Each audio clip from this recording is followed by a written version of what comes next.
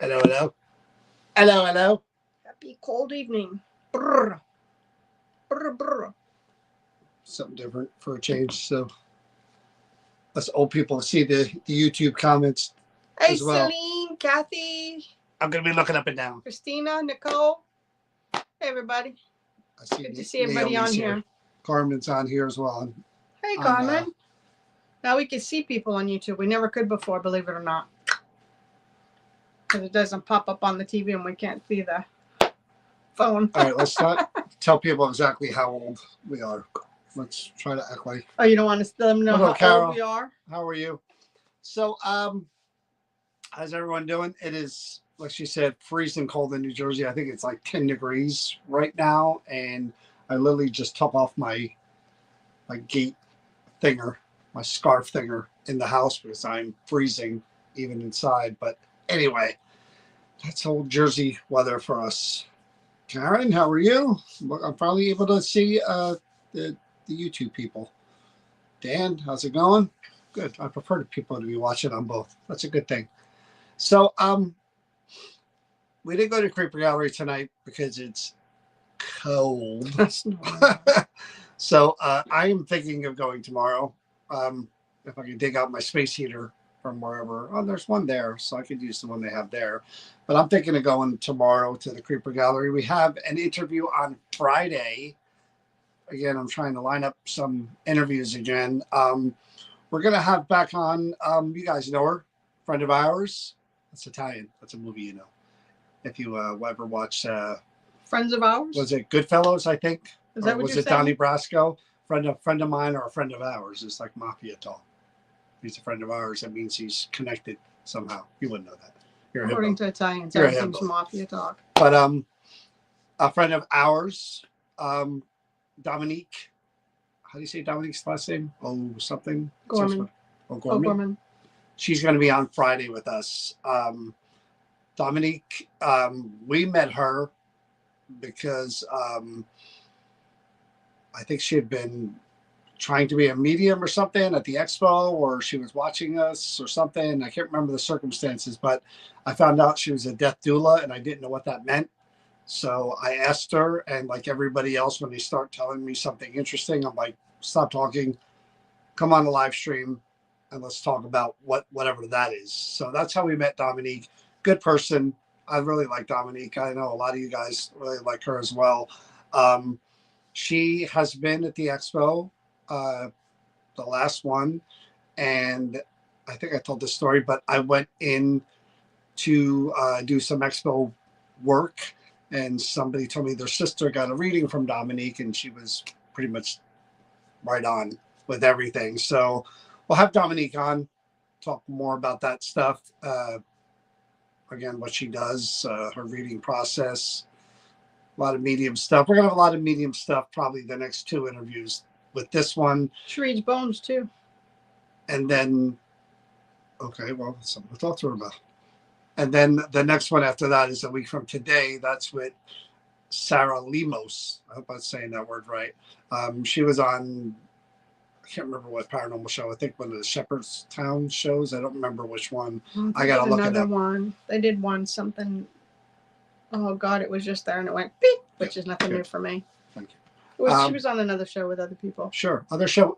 Look for the other show with other people if you can find it. And we're going to talk to her again about her career. And she knows about psychometry. So she has done things where she could touch objects and read them. So we work with the Creeper Gallery. What better way to learn about different and new techniques? And she was just on Ghost Adventures, the one that we saw from last week, where there was a haunted doll that was possessing the whole place or whatever. And so we'll interview her too. So I'm trying to get back into having interviews about different subjects with different people, along with doing whatever this is. And, again, investigating the Creeper Gallery and maybe sneaking in a live stream investigation with the gang, with our gang, before somewhere in February, probably, because we don't really have much going on in February. We do the prison 2 weeks in a row, and then it's nothing until March. So maybe I'll sneak in a couple investigations live with the gang together somewhere. We'll figure it out. Yeah, you up for that? You We'll look like see. you're motivated. Let's Depends on the see. weather You're and if the very building has busy, heat. including events, guest speakers. Don't forget to take time for yourselves. Don't need it. He doesn't. I do. That's the problem. I'm so glad you're back. It's 18 plus in Atlantic County. Yeah, man, it is. Everybody complains about the cold Heather this time says, of how year. about somebody with telekinesis? No such thing. Come on. You don't believe that someone can bend something or move something? No, huh? Yeah, You don't watch. think I'll do it that's- with my finger. Oh my! Oh, jeez! Watch it. Oh, there it goes that way. Come on. What are we talking about? Hi, What are we talking about? Tanisha. Hey, let's have a Heather. fire starter on too. Someone who can start a fire. David, how are like you? the TV. Like the Hey, movie listen, fire Veronica. starter. Hey, listen. Don't get me started. Hello, Christopher. How are you? I actually need caffeine, so I'm probably going to get a can of Coke Zero. Water doesn't really do it for me. I'm not good. See, I wasn't even going to ask her to do it, and she jumped right up. And why is that? Because she's supposed to have our content for the night, and she ran away with it. See, I put her in charge of one thing, and you see where that goes. But yeah, it has been busy. I'll tell you what. You don't have any sodas. It's down below, right on that bottom shelf, right down there, by near the water. Hey, you know what I mean? You know what I mean? I'm going to be interviewing soon. Dominique, we were just talking about you and having you on Friday. But I ran into another one of these spells, man, where there are days. Hopefully it lasts just a day, but there's maybe one or two or three where you literally feel like you want to just go under the covers and pull the covers over till that day is done and hope the next day is good. I ran into that. God, it was yesterday and the day before. It was a Sunday and Monday, man. It was like boom, one thing after another, and I'm like, I even fell walking the dog like some old person. Walter was walking, and I wasn't paying attention because I was on the phone with somebody talking about something, and he walked on the snow over something that I didn't see, and I right forward stopped, broke my fall with my hands, but my phone was in my hands, and Walter was just fine. He was looking at me like, what the hell just happened? But my phone was soaking wet, and I'm on this speaker with this one, and all I can hear on the phone was just, I'm like, I can't hear you. I'm going to have to call you back when my phone dries out. It was just saturated. So, yeah, it was a streak of days. You're gonna tease me with that, knowing I can't drink that? That's just mean. You don't drink this. I can't drink it anyway, even my regular one, because of my heartburn. You know this. You mean like I can't have That's just cruel. garlic nuts and you're eating garlic nuts in front of me and all that I good feel stuff? bad when I'm doing it. Oh, yeah, you do. Why you're saying, ooh, this is so good. I don't do that. Anyways. No, I'm going to break down and see a cardiologist for the first time in my life because I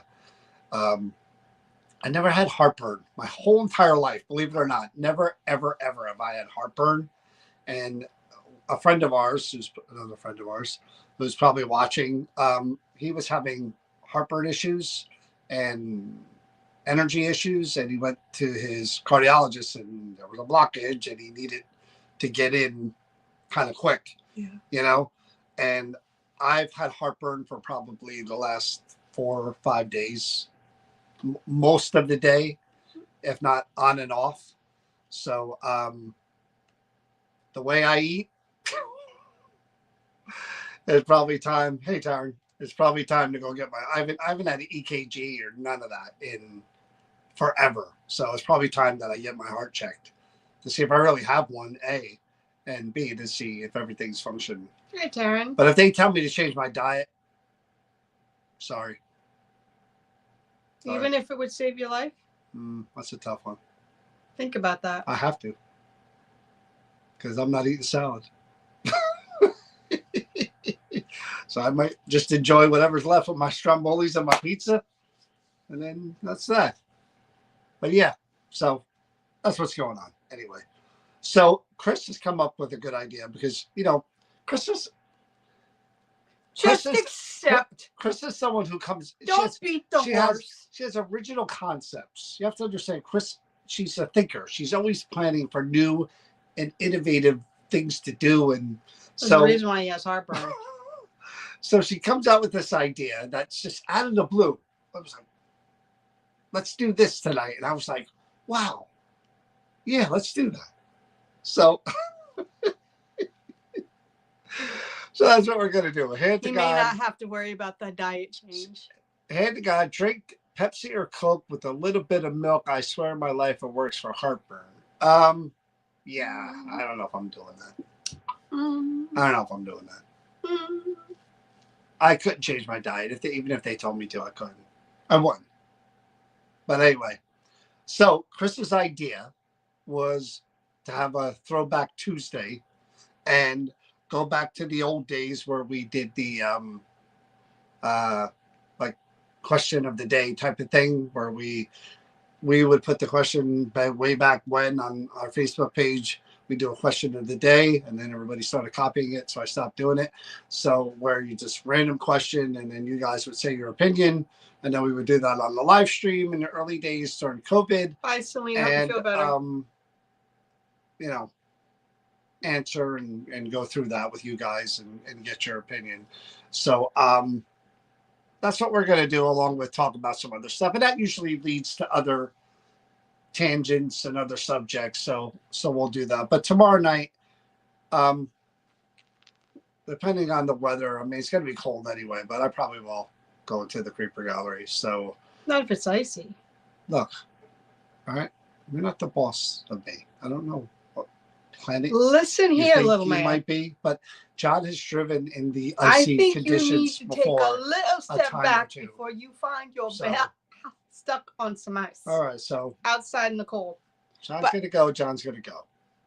John's gonna go is right. Oh crap, Amola. Ever since you stopped posting questions. So, of course, Nicole, I mean, I've thought of so many original ideas for people that I've stopped thinking of them for people. That's nothing new. Because it's just, I put it out there and Bink. boom, there it goes.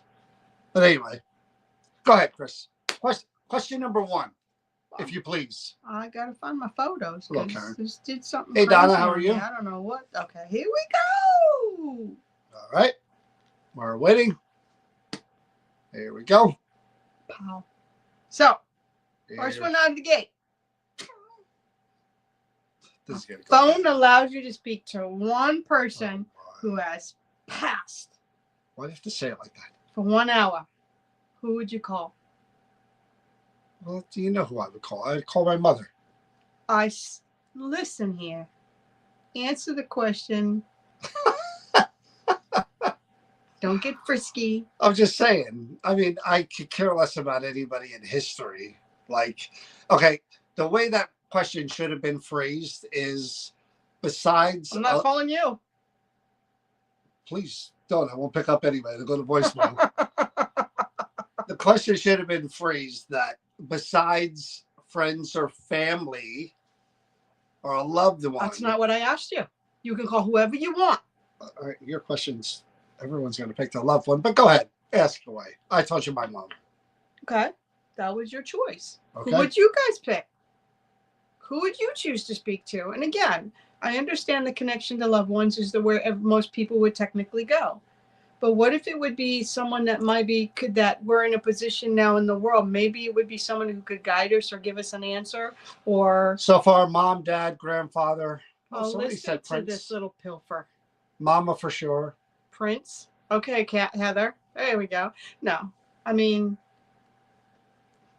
so you get to talk to this person for 1 hour. 1 hour. So you think, okay, let's go a step further. Let's say that there's 2 people you could talk to. It's even. Just because I didn't. All right. How about preface you this in answer like the question for you first, and then I'll do it right. Go ahead. Who would I want to talk to?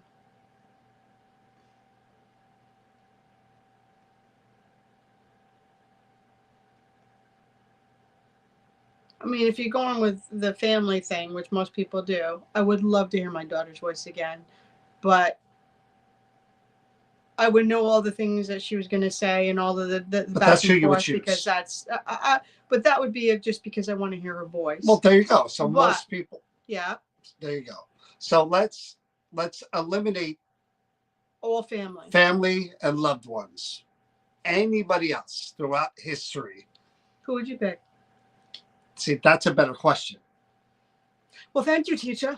because I think that I've been schooled. I have to pick up the ball when you drop it, pick it up, and run with it. That ball's going to hit you in the head. The touchdown. Okay. See, everybody's saying family. Thank you. Okay, so I get tired of being right. I do, but so for me, I'm trying to think throughout history, anybody I could, who would I want to talk to? And again, this could be anybody throughout history. And Lorraine Warren, no thanks. Let's Malcolm see. X, Michael Jackson. See, there you go. Those are better answers. I would say, God, who would I want to speak to? Mother Teresa. Nah. I do. Okay, that's a good pick, I guess. I would want to know what the strength Charles that it Darwin. took for her to Oh my do. God, Dan, there you go. There's the scientist right there. That just speaks volumes. I would like to talk to. Mine's going to be goofy because I'd like to talk to someone who is funny. I don't need like the. George Burns. Ugh. I said funny. George Burns was funny. We need Jeopardy music. Na, na, na, Yeah, I'm trying to think. Like again, like part of my brain says like because I love music so much, like Chris Cornell or Kurt Cobain. You know, Okay. I'd love to sit and have a conversation with them. You know, but I'm sure there's others who I've admired in my life. You know that. Just not coming to the But forefront. immediately in my head, Jesus, oh my God. Yeah, immediately in my head, it would be Kurt Cobain or Chris Cornell, one of them. Leonardo da Vinci. See, people are getting deep. Why aren't you interested in paranormal investigation? What are you interested in? Why are you? Yeah. That probably Satori is Hawes, Satori. we asked that question. Satori, you get in on this. We were asking if you could pick up the phone and speak to anyone who has ever been alive, besides who's gone, who's passed on, besides family, friends, or loved ones, somebody, anyone, who would that person be? Ozzy? Walt Disney, really? Yeah, why Walt Disney? Who's a very creative man. But I know him, but why would you want to talk to him? Hey, Why not? I should think of Mickey Mouse. I mean, for me, like that, because I'm really morbid and I go too deep down the rabbit hole. Like I would want to sit with people, like I said, like Kurt Cobain and with Chris Cornell and stuff, and be like, you had everything. You were considered a genius. What would make you go that way? You know what I mean? Like what were the reasons that you George thought? Washington. Oh, really? George Washington? Wow. That's Kyle. That's a weird one too. Why is that weird? Wow. I'm real fun about that. Founding father. Yeah, I guess. You didn't say anybody. Who would you? I said Mother Teresa. Oh yeah, you were born too. George Washington, Milton Hershey. A woman who sacrificed Chris her Cornell life for to, sure. like, See, I'm getting a few Chris Cornells. Chris Cornell was again the painful thing about Chris Cornell Milton was Hershey. And Kurt Cobain, but Chris Cornell had such an amazing voice. I mean, amazing talent that guy was, and I want to know what happened. What you know. Do you think this guy would have a deep conversation Ben with Franklin? Yeah, I do. I know he would. you? Okay. Listen to the lyrics of his songs. I'm sure he Well, would. just because he sang it doesn't mean he's going to sit there and talk. I'm sure he would. You have to. You He's on my phone. Yeah, All right. Now that I fixed your first question, what's the next one? I'm fix my first Marilyn one. Monroe, really?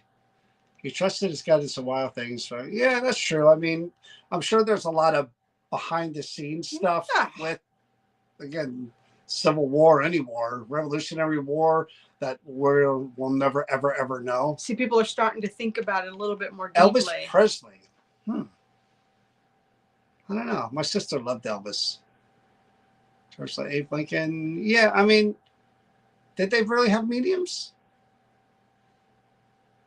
You saw Chris when he was solo. You high-fived her.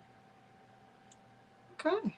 But that's off the top of my head. But like, I'm thinking like even like others that I would like to sit down and talk to. Would you like to ask this question? Seems I don't phrase them Well, no, correctly. you do it and I'll fix it. Oh, is that what? Okay, so he wants to school me in front of everybody. If someone offered you a used Hearst for free, would you take it? As long as it's running, yes.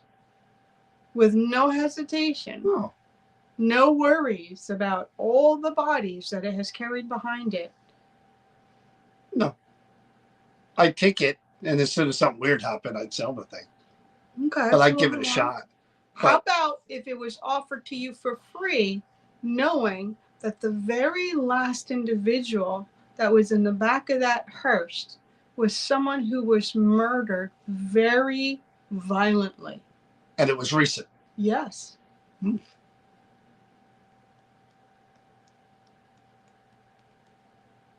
Yeah, just to have it, I probably would. I don't know if I drive it, but yeah, I'd probably sell it after a while. But yeah, I'd take it. You won? I know you won. No. I know you. No. One of the people that follow us. All good. Still take it. One of the even with a horrific murder, and let's really get deep into this. Let's say it was a serial killer or somebody dark. Worse. That's dark that did the killing and is still on the loose. Would you still take that Hearst? No, that's you had it right the first time. No. Because there's I'm just saying that when people sit there and say about getting vehicles and this is a thing that carried dead, and it didn't carry the garden variety deaths all the time. There were things that happened. A lot of us people don't know that. I always think about this when they pull up here to the church. I wonder how that person passed. Did they go natural? Was it like, that's my brain? That's how my brain triggers. So for me, one, I don't care for any reason. I don't want one. I'm not interested in being in one. No, the way you worded it. Driving it, any of that. You know, but I'll tell you the truth, being you brought it up. We live down the street from a church. Literally, if you walk out our front door and you look left, there's a church literally right in front of us. That's what's at the end of our street. St. James. Right? What? That's the name of the church? St. Francis. That's St. Francis? That's St. Francis. St. Francis Church, right down the street from us. I don't even know the name of the church. But on any given day when we're pulling up, when the weather's nice, it could be a funeral, it could be a wedding. But most times during the year, it's service of some kind or a funeral. And whenever I go out there, I'll go to the car and I'll see the people out there and I'll see the hearse, and I see them gathering, and always the same thing pops into my head. I look over there, try not to make it look like I'm just kind of glance over, get my card in my head. I think, rest in peace, whoever you are. I pray that there's a heaven and that you're there and you're at peace. I say that every time in my head. And that their loved ones will be okay. Well, not that part. I say the other part. But that's what I say. So let's just back it up a little bit and say, like, I know, everybody here is interested in the, things that are haunted and investigating and think it's cool to have something that has something attached to it. But what if there's actually bad things start happening in your life because you own it? Then you get rid of it. And it's ascribed to this. Would you guys get rid of it, or would you just keep it? Because not all things bring good things with it. I would love. There's somebody, I don't know if she's watching, but somebody who does follow us that we know.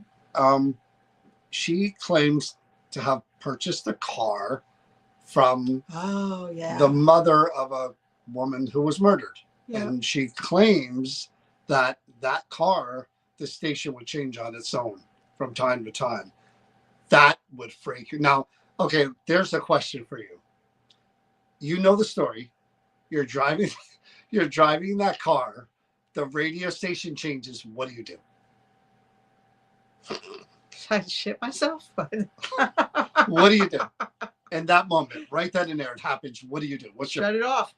the radio? Yeah. That's it. Yeah. Shut it off, and then seriously think. And if it's just the one time, I would think maybe there's something wrong with the radio. But if it's something that's happening over and over, and it's not because there's a malfunction, yeah, and I know the story behind it, then yeah, it's got to go. It's got to go. I'm just talking about knee-jerk reaction of when it happened. You would shut it off. Yeah. I would pull that car over, get out of that car and be like, what the hell? You know what I mean? I know I would. And then I'd be looking in the car like, okay. What if it turns back on? That's what I'd be like, let's see if that happens again. If I got in the car and I was driving and it did it again, I'd park the car and I'd get out. And I'd have someone come get me. Alex goes, what if they want to hear? Listen to what they want to hear. That's what. No, but it would freak me out enough to where I'd park the car, have someone coming at me, then I'd come back later after I calm down and get yourself situated. Kind of like, thought about it. What's going on? But initially, I'd be really afraid would, that energy is going to turn that freaking wheel. Yeah, well, that would be a scare. That would be I've something seen that would too kind many of like. movies. That would be something that would freak me out. But, that would freak me. I was the first thing I would do is that I always like to think that I'm in control some way, even if it's to remove it, but to shut it off. I'm thinking that I just took away that avenue of you being able. If that's how you're communicating with me, and I don't want it. Boop, boop. No, I told Chris I'm not much of a jumper as far as like investigations or when things happen. I'm not really a jump scare type of like, oh my God type of person. But I wish I had it on film, like there was a ring cam or something.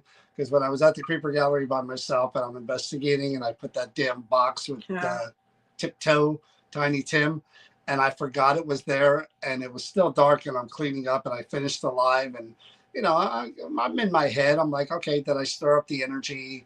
Are they going to let me just get everything and get out of here? And I'm still cleaning everything up and I'm in my head and I just looking down, I walk by the sensor and there it came on. And I froze and I let go of the stand that I was holding for the phone. And I was just like, the initial jolt was like, oh my God, what the hell was that? And then in my head, I caught up to all the sensors there. But for that brief second, I was like, I just triggered. It was like being in the basement of the Creeper Gallery with those footsteps above me. Like, oh man, I'm stuck here with whoever just did that. And no, there was no. Is that why you left me in that room by myself? You were hoping that would be tripped. I was down the freaking. I was 2 steps away from you. So yeah, being in that basement, that was probably one of the most scariest thing that ever happened to me was being in that building alone in the basement with only one way out, the door up the stairs, like every horror movie I've ever seen, and hearing footsteps on the floor of an empty building, loud footsteps, knowing that it could have again been someone trying to steal stuff. It could have been someone who just slammed that door on me if it was a spirit and I'd have been trapped down there. That was probably one of the scariest experiences that I've had in all the years of doing this. Because you didn't know if it was spirit or if it was human. It was crazy.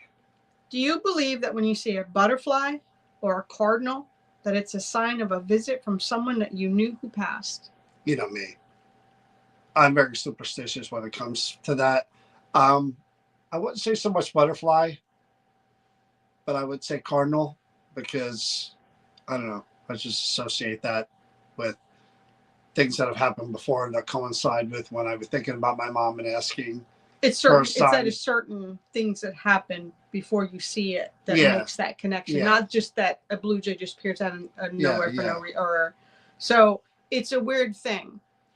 For me, and again, if there's a nest and the cardinals are right out here and they live here, then obviously that's not a visitation. But when something comes out like my mom, it's so funny. My mom is dragonfly. When I know she's around, it's a dragonfly. And for when she visits my grandson, it's a monarch butterfly. But it's not just like it's random. It's like when we're having conversations about that specific person that and it's not just like, to give you an idea, my grandson had just had he was a baby, 6 months old, and he just had a very serious surgery that he had to have.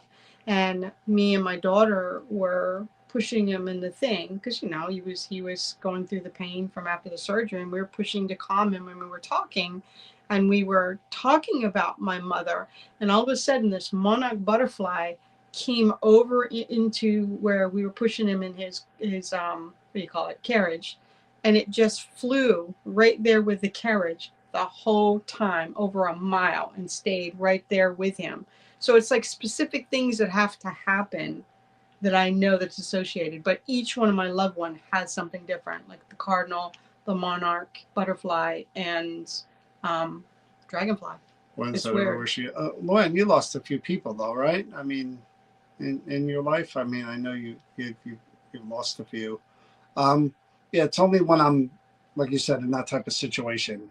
I'll be thinking about my mom or my sister feeling a certain kind of way, and I ask for a sign, and then I believe, Yeah. But otherwise, like you said, I mean, you had a situation when you were walking with Walter. Yeah. And I don't think I'll ever forget it, because we were on the phone talking, and all of a sudden it was almost like he just walked into an aviary, and there was like, you could hear the sounds, and cardinals, blue jays, all of them, they have distinctive sounds that they make, and you just heard the blue jays. I'm sitting over here in the kitchen talking to them, and I heard them, and they just like a ton of them. And we were talking something about your mom, and you were talking about signs, and we're having that and all of a sudden, just out of nowhere, remember, it was just like a horror movie, and yeah. not that it was scary, and that they flew from nowhere, and they were together, and there were 6 of them or 7 of them. One flew on one branch, and then another one came, and another one came, and there were 6 of them, I think, and each one of them were on the branch, not messing with each other. They were looking down at me as I was standing, looking up at them as I was holding on to Walter's leash, and they were just looking down at me, and I was looking up at them like I've never seen that before. Weird, But then the end, a month later, ladybugs. I was attacked by a blue jay around that same area. So what's that? So Tanisha and Kathy both said ladybugs. Yeah. And isn't it cool though? It is true. I think that's the purest sign, is when there's signs that show up when we're feeling our lowest, depressed, sad, or we're not doing well. And it's almost like they need to remind us that we're not alone. That's what I think. All right, let's move on to the other one and get this one a little bit. Okay. It's not about the picture or nothing. You pick bad ones. No. This is, well, let's just go on to this one. We'll go back to that after I get it. Bad ones. Trust me, I just saw the one she showed me. Because it wasn't the one gonna. So inside a haunted building, you hear someone yell, "Help me, I'm down here." And there's a trap door on the floor. Would you open it? Would you lift it? What would you do? In the dark. I know people are going to be like, well, this matters if you're alone or you're with other people, I remember this question because I wrote it, but even a situation similar, I wrote another question like this that was kind of similar, where, let's say, you got to use the restroom and you're in a big haunted building, and it's all dark. You got your flashlight and you're walking down this one hall to where the restroom is, and there's a stairwell that goes down into the basement. And from down there, you hear someone yell, "Help me." What would you do? Forget the trapdoor aspect of it. Just, you're alone, you're going to the bathroom, and you hear it from someone. Would you look for the person who needs help if you were by yourself? But is it because, okay, here's the way my brain works. One, I'm an innate person where I've got to help somebody if they're in need, if I can. But if it's a haunted building and I know there's nobody else in there and it can't possibly be a human being, my butt would be out calling someone to come with me. I don't know about you, man. You walk towards some real people. I can handle real people. I'm not threatened by real people. You can have a gun in your hand, and I've done it where someone's pulled a gun and I've walked right in between them and somebody with a gun. I'll do stuff like that. That's stuff that I'll chase people with guns in their hands, but I won't when a spirit's calling. I remember No, it's a we different went thing. into this building. It was what we call down the shore in Jersey. And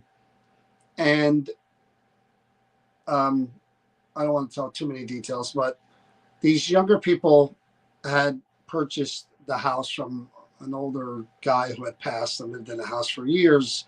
And there was a few items of his that still were left there. Mm-hmm. And they were in the attic, of course. And it wasn't like an attic where you could open a door and go upstairs. It was one of those you had to pull the string thing, and then the ladder came down, and you had to climb up, and it was a one person at a time thing. And even when you got to the top, you had to hold like a board, lift yourself up, and like move your feet over the hole. And being up there, like being, we went up one after the other when we were together. Chris and I went.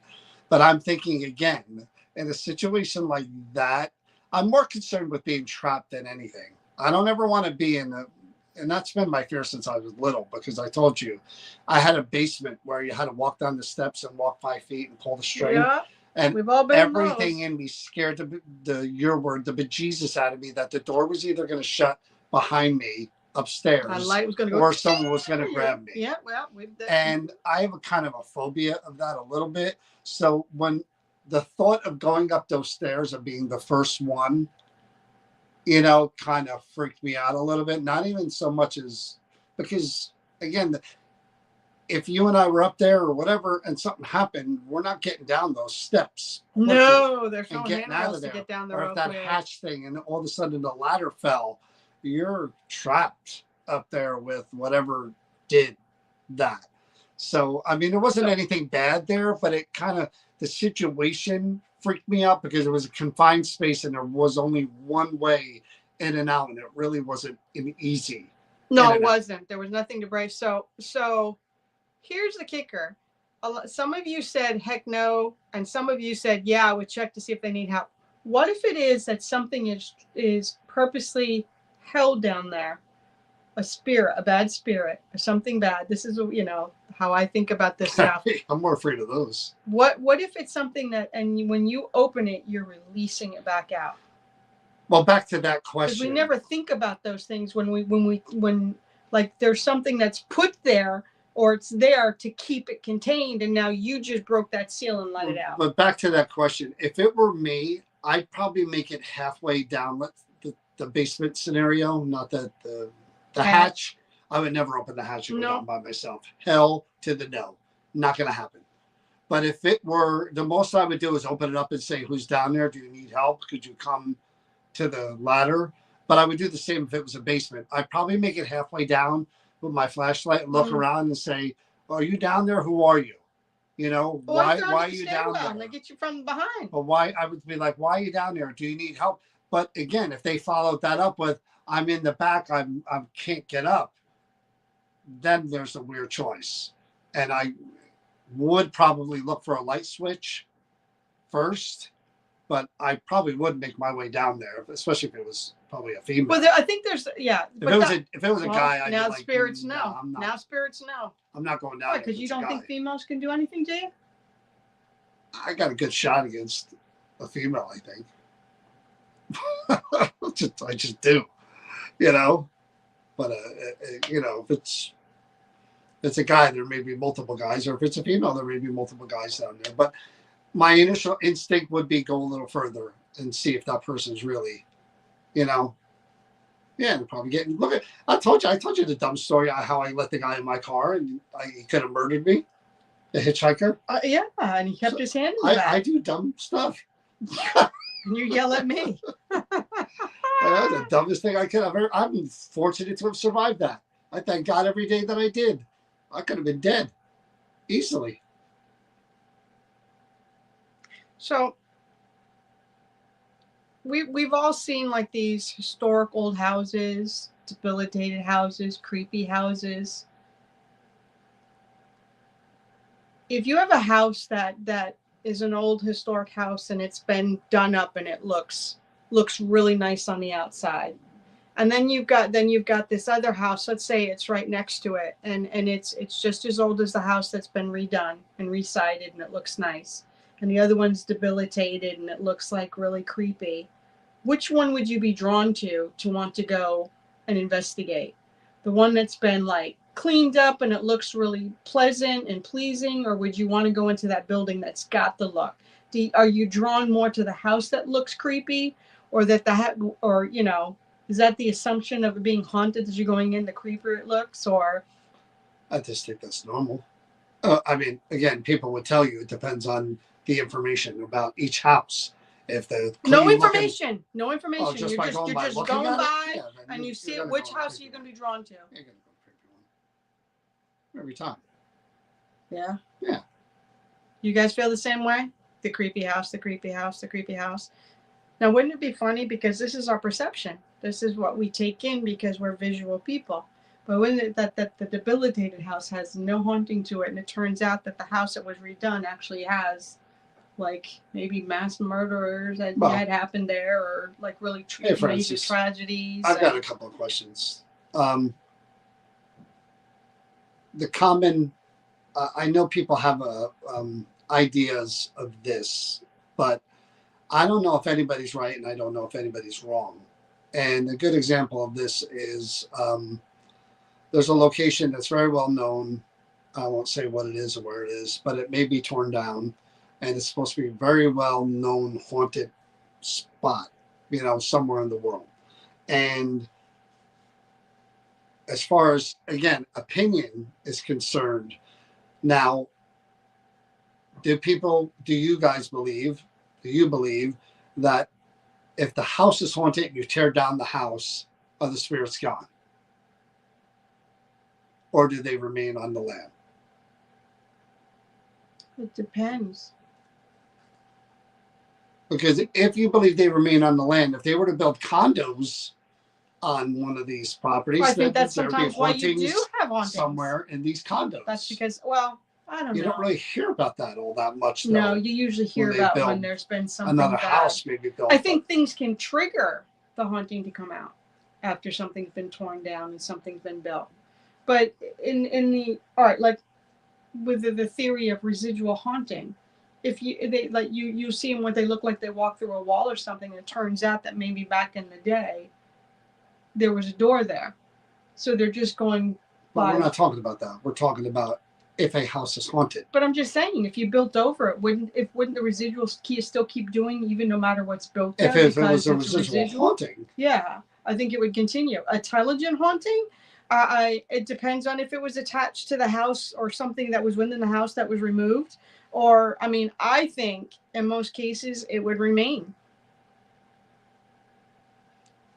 Absolutely not. The spirits are there, especially asylums, Indian burial grounds. Yeah. Stay. There you go, Donna. I think there's in my opinion, I think when you involve rituals with anything, I think it's more of a binding thing. I don't know why I believe that, but I do. I think, like, especially now that we've done those objects at the Creeper Gallery that were used to protect the burial grounds and the ancestors' bones, I think if you have spirits there in the first place, and then you have all that intent built up on these idols, artifacts, whatever, built into the belief that they're there for a reason, and everybody believes that they perform like a protective dome over that area, I think that would lead to a more of a quote unquote haunting of the land, because you not only have the spirits themselves and the deaths or the people being buried there, you also have this built-in ancestral belief in that these rituals and things were done to make sure those spirits were there protected for years and years. And you know what I mean? I think that binds it so much more. But then again, maybe it really makes no difference at all, in reality. I think ritualistic stuff freaks me out. It really does, because I know it does. I don't believe it. Not that I don't believe. I don't know enough about it. So I'm always afraid I'm going to press the wrong button when it comes to any ritual item and mess with something that I had no idea what I'm messing with. That's my fear.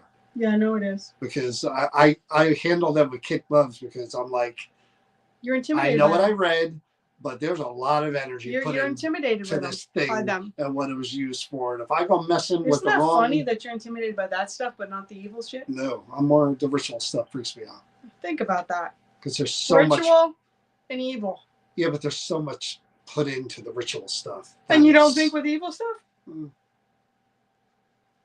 think the evil stuff it's a crapshoot. So what would be your preference if somebody said at midnight you can go and investigate this creepy old graveyard, really old, dated back, not a modern one, okay, or this haunted house where you knew that there was a mass murder? Which one would you want to investigate? You know me. You're going to the mass murder. Because cemeteries, there's too much contamination. No. No, it would play a role in my decision. Okay. That's why I'm saying it. I know. Okay. But I would pick the house. Let me change the dynamics of that.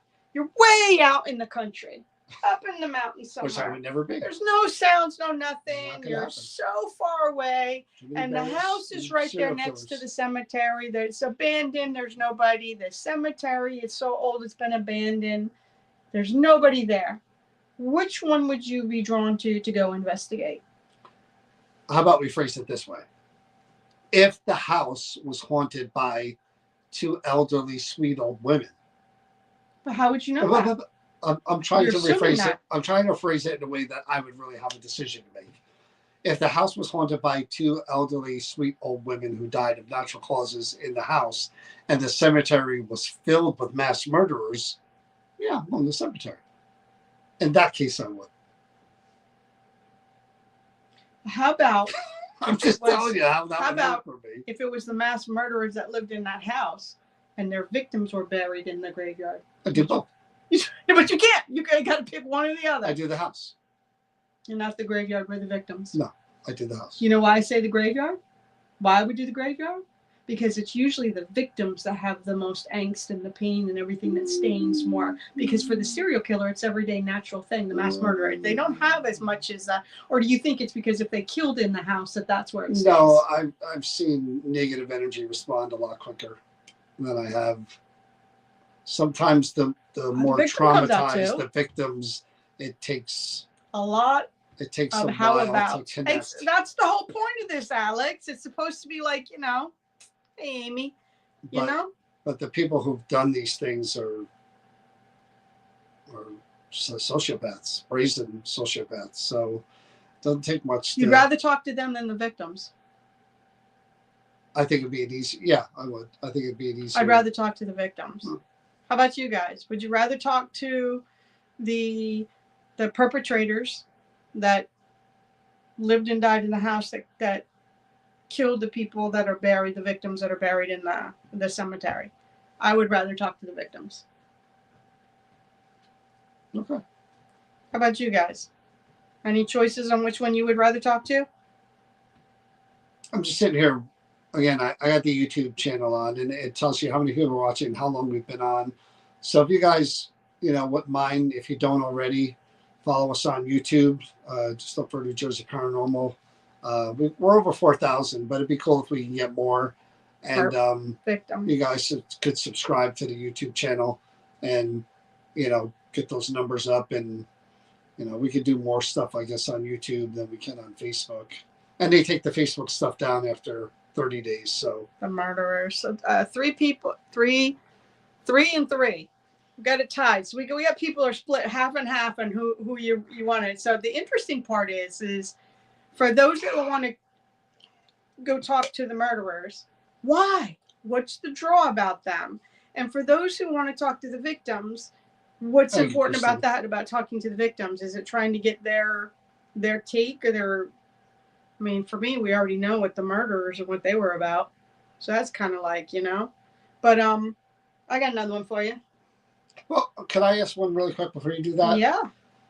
Um, when we think of paranormal investigations, quote unquote, ghost hunting, you yourself, whoever is watching this, are you mostly in it for the thrill or for the idea of being able to connect with the other side and experience that?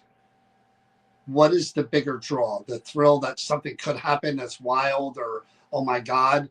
Or is it that you're more interested in, again, the chance to just communicate at all or find proof of the other side? How about that question? For me, it's both. I mean, I couldn't pick one, but I do love the thrill. I do. Connect. I mean, I really do want to have experiences that are like, oh my God, like, you know what I mean? Like, I think the thrill movies. Yeah. I think it's both. So Donna said that she'd want to ask the killer what was in his head. Hey, Jay, he's on his way home. Heather says both. Connection. It's a curious question. Possibility of connecting with the other side. The other side, find proof. Yeah. I think for some people it is both. Yeah, it is both. I think. To me, connecting is a thrill, and that's the exact way to phrase it, Kathy. Do you think spirits can cause physical harm? Of course. That's my question out there. Do you think that? Do you? But again, are we creating that harm? Did we inflict it? Do we or do you really feel when if we go into an investigation, even if you're with a group of people and something wants to harm you that you can't see, do you think it's quite capable of harming you? Yeah, and not psychologically, physically. Yes. Okay. That too. That's why it kind of scares me when you know when people talk about the thrill. There is another thing. I know people talk about when they talk about being safe and protected. They talk about protecting yourself from it following you home or whatever. But for me, it's an absolute that I know that it can physically harm you and you can't fight back. Well, I've got a question for you, even though I don't necessarily believe in this thing, but I know others do, and I know it's very, very famous. Okay. So, $10 million if you kept Annabelle in your home for a week. No. Would you do it? No. 10 million. No. 10 million. No. No. No. 100 million. No. Wow. You can keep going up and hell no. I'm waiting to see me levitate too, Laura. I'd live for that. Absolutely not. I'm with Kathy. No. Nope. I will die a pauper. I'm with Donna. Yes, in a heartbeat. Well, you find I would not only in your car with it. I would not only do it. I would do it for $1,000, and I'd sleep with the thing on my bed. What's wrong with you? I don't believe in it. So I mean, okay, even if you don't believe in it, why would you crack that door open? If the thing about ritual items it create you to have that, like, why wouldn't you even if you didn't believe in it, but other people told you that's a possibility? You said you wouldn't for $100 million. Crack that door open for that. I'm just saying. I would. I would. Well, I guess this question would follow suit into this. If a relative dies and leaves you all the haunted items that they have, would you take them all? Sure. And live with them? Good and bad? I don't know if I live with them, but No, you got to live with them. No, I wouldn't live with. No, I'm not allowed to. Not allowed to somewhere. I'd have to live somewhere else. You would have to live somewhere else. So I couldn't do that. But you know, Donna and Christina, that's a good question. Do I Donna have and to be I- in my home while she's there? Donna and I have had discussions. I mean, I'm way down the list, but there's a bunch of people that would have to say no for me to eventually get some of those objects if God forbid something happened to Donna. I mean, I'm way down there, but He would have to get you'd have to find a building to display them or whatever, because they're not coming in here. so they creep me out except for But not put them in my home. No, they have to be in your home. The loved ones specifically put in their will that you have to have them in their loving home, that they loved them, they adored them, it's like their babies. Eric said he'd do it for $1 million. There you go. Those two. Oh yeah. No. I would. Somebody else would be writing I your wouldn't even comics need for $1 you, million. Eric. I wouldn't even need $1 million. If someone said to me, And that's whack. I dare you to do it and stream it overnight, whatever, I'd be like, done. Can't give them away, Heather. Done and done. That's Done the done. stipulation. You have to accept them under the stipulations of what the relative lived, that these things have to live in your home. Annabelle doesn't bother me either. Here's a well, I'm not gonna get into any of that. But Oh, that's sad, Karen. I've investigated things that have scared me. True. The monkey scared the shoot out of me. I want to be around that thing. Because that thing almost wrecked my car. I almost got hit by a car. Okay, so the monkey does that for you. Yes. But yet, no, you know that an item can create that type of havoc. But you've never been around Annabelle. You're just assuming and you're just accepting. Well, sorry. I know a lot of people who have, even if it's and have lived to tell the tale. So. Listen, if somebody says that pile of crap smells like crap, I'm not going to go over to sniff it to find out. Well, I'm just going to That's accept not me. that it smells like crap. Okay, that's your answer. But for me, no, I would never be around the monkey again, ever, because it did do stuff to me. There was an idea. This was way back in the day where we were doing our cable access show, and we did the show on the Haunted Cape that we still show clips from at the library. Bless you. Thank you. That thing scared me because it said my name. Nothing's ever really said my name before on the Oculus, and it affected me. I had an attachment, and we flirted with the idea because we were still friends with the person who owned it, of doing a follow-up episode where I spent the night in the hotel. That was a him, not a we. With the cape. And I was just going to not live stream it, but just leave the cameras, a couple of cameras running the whole entire night as I slept in the hotel with the cape. I would still do that. I know you would. Because just out of morbid curiosity, that's not morbid curiosity. It is. No, it's not. That's something that grabbing a hold of you. What is it? That's something grabbing you by the sacks and saying I own you, and you go right along with it. Oh, the what? The sack, and saying I own you, dragging right along. Family program. Listen, here's the thing. That's the language. Do I use this language on the live stream? You don't. Beth O'Brien, do you hear what she just said? You're her friend. She said, "Grab me by the sack." Verbatim. And here's the thing, and I've only said this. I said this once. I said this once before. That when I put that cape on the one time at the Red when we were all there, and Luann is shocked. You know you said something. Luann, nothing shocks Luann. And it felt like I got bit by a spider right on my neck. Do you remember when that happened? That was right after, like, we were all just trying to see what it was. And you said we were all like laughing, like, put it up before we even knew. And it was like I got a pinch, and I did. I had like a That was at our house. That wasn't at our house. Are you sure what that was? No, it was right there at the old Creeper Gallery. I don't remember you being there for that. That was me, Tanya, and Kenny. That was for that, but we were in there with it before we investigated it. We were talking about it, and we didn't investigate it right off. Oh. We did out of the gate. We had talked with it, and we're checking it out a few times. No, at sorry guys, at Kelly's house. Is that what she meant? What? It's like I got pushed off the stairs. I sat out of the investigation because you wanted to do the cape again and you wanted to do That was something at our else. house. And I sat out and Yeah, I I got got pushed down the scratched that stairs night. and you got scratched and I got pushed off the stairs. Yeah, I spoke to her and she scratched me. I got a scratch on my neck. And it I remember really that bad. That was on Did we video ever too. show that? It was on video.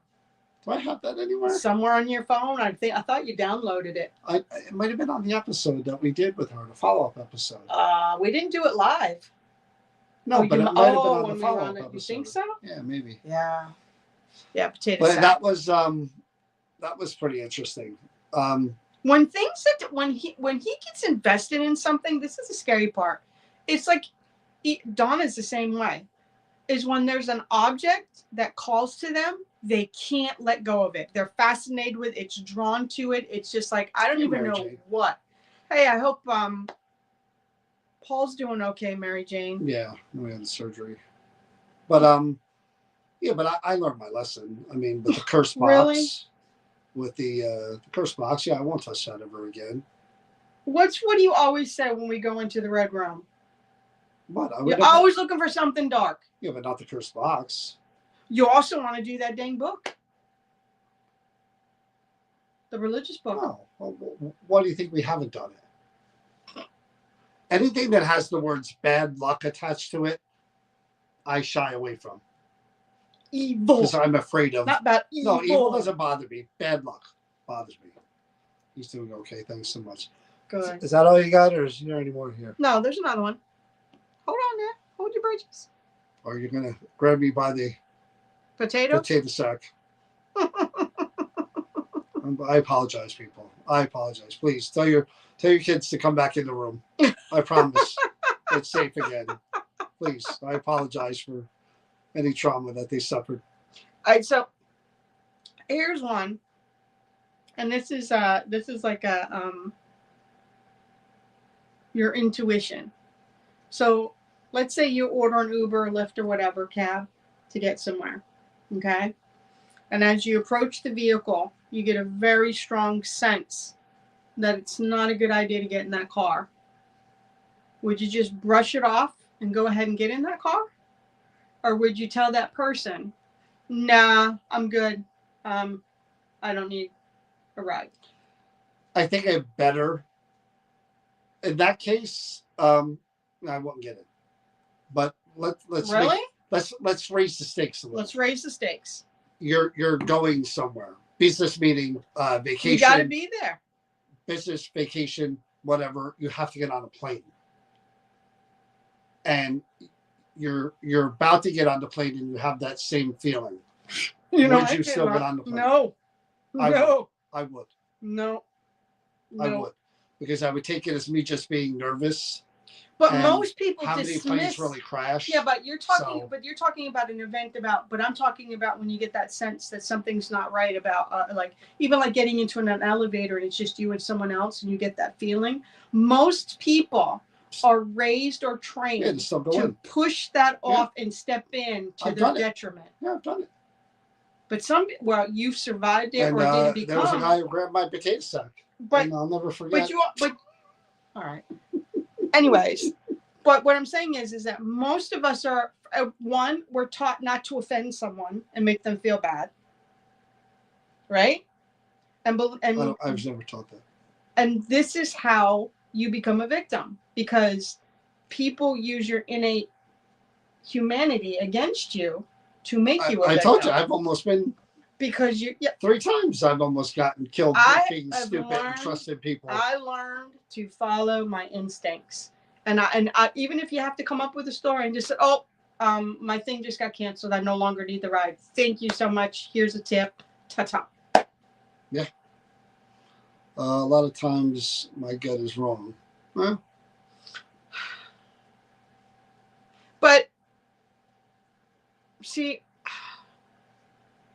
I had that feeling and got out of a car late at night. The car crashed and my friends got really hurt. And that's my point. I think sometimes the universe speaks to us and we're so stuck in don't offend, be polite, suck it up, and we ignore those things to our detriment.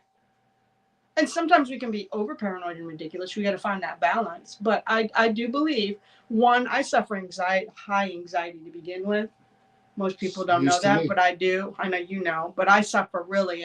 And this isn't, John knows this about me. He found this out the hard way. I am very, very anxious and have a hard time. Like, it wears me out when I know someone has to come into the apartment, and whether it be a cable guy or someone fixing the plumbing, it is very nerve wracking and very overwhelming for me.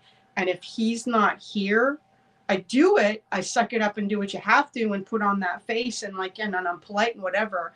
But once they're out of the house and out, I literally, I sleep or fall or just, I'm exhausted, worn out, and just done. There's nothing left because it took everything in me just to handle that situation. And that's from trauma. Yeah, I know. Well, there's But a it's basis just, yeah. for it, right? I mean, when he first moved here, all the shades were closed 24/7 It's like nonstop. living with You freaking can't have the windows Elvira. open. I can't have people looking in. I'm like, don't you have like sunlight ever? I got a final question for everyone, and this is, again, this is just what you're willing to do or what your interests are, what your fears are.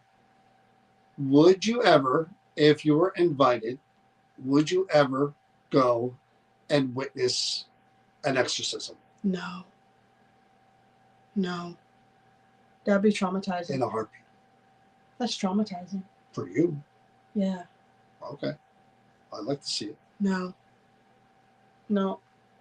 I'd like to see it just to see what really So you're happens. not behind protective plexiglass. Okay. So So you're assuming there's really a demon there. I'm assuming that but person okay, has let's take other issues that have nothing to do with. Let's take the demon and whatever. I want to see what goes on. Let's say what's happening to that poor individual and what you have to watch what that individual goes through. Exactly. Real or not. How horrible for that human being. You want to witness that? I want to see what the church is up to, or what who's ever up to, and what they're doing, and see. Only on a live, Heather? No. Yes, I would. I want to see Laura. No, I have no interest in seeing that. No, see, I don't want to see. I don't want to see someone's pain. I don't want to see someone's agony. I think it's different. I think it's again, as someone who doesn't believe in demons whatsoever or possession, I really don't believe in either. But take that factor out of it. No, I can't. I'm talking about me now. Yeah.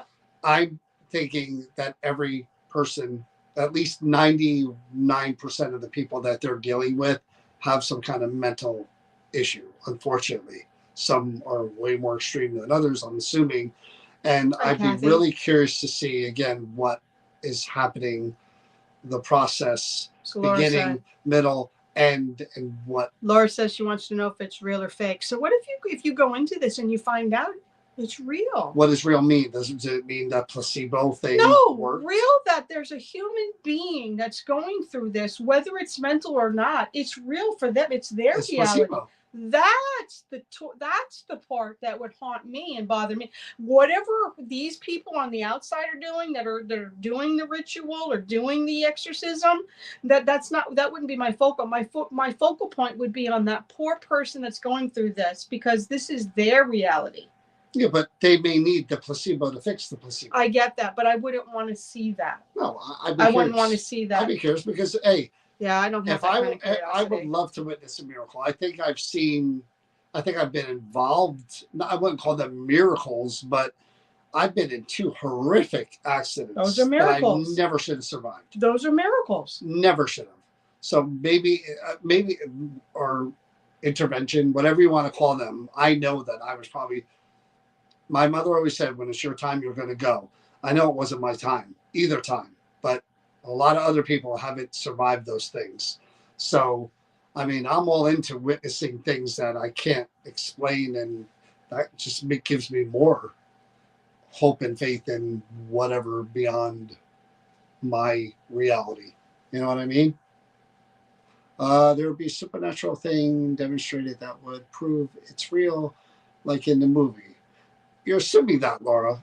I'm assuming that if a person really, really believed that they were a frog, and you brought people who were frog removing from DNA from people and had them come in and do the frog removing experiment and pour chemicals on them and say different things. And at the end of the thing, they tell them they're not a frog anymore.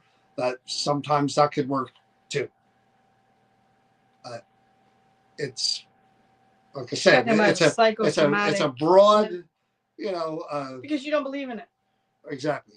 But I come from the other aspect of that. Not Hollywood's belief in it, not what has been presented to the world, but I have my own interpretation of what dark and evil is. Yeah.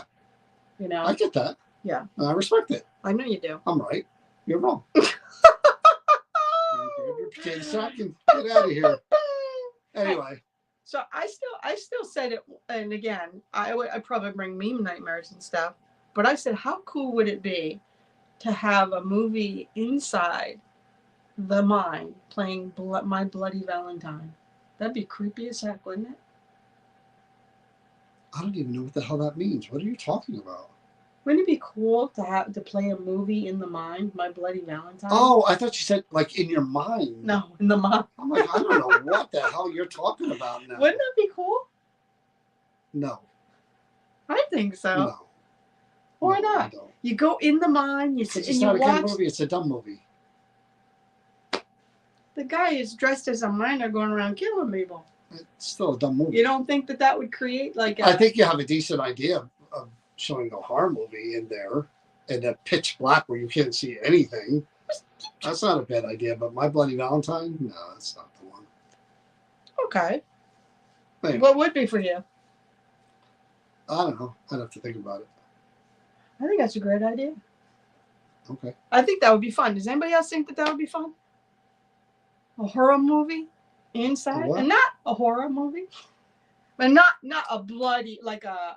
She cannot take bloody movies. No, blood I can take. What I can't take is like mutilation, like gory, like detailed, and no torture. I don't do torture of any kind. No, that's a no-no. Well, tomorrow night probably will be live from the Creeper Gallery. It'll be cold there, but I don't know. Look at 7:30, but it may start a little earlier if we get there a little earlier and set up a little earlier so we can get out a little earlier. So we will probably go to the Creeper Gallery tomorrow, or I'll go to the Creeper Gallery tomorrow. Friday, Dominique, who was watching, will be joining us for a discussion of mediumship and other subjects that I'm sure we have a million things to ask her, and you guys do. And then next week, Sarah Limos will be on. We'll talk about psychometry and other mediumship things as well. And then this is our last weekend off coming up. And then we have 2 weeks in a row at the Burlington prison. It's been a while since we've been back there. Looking forward to it. But man, this weather's been so crazy. I'm just going to cross my fingers and hope for the best. Because like with the John Zappis thing, we got snowed out 2 weekends in a row. You never know this time of year. But anyway, thanks for watching, guys. We shall see you probably tomorrow night. If not, definitely Friday. Have a good night. Stay safe. Stay healthy. Please be kind to each other. Good night, everybody. Night, everybody.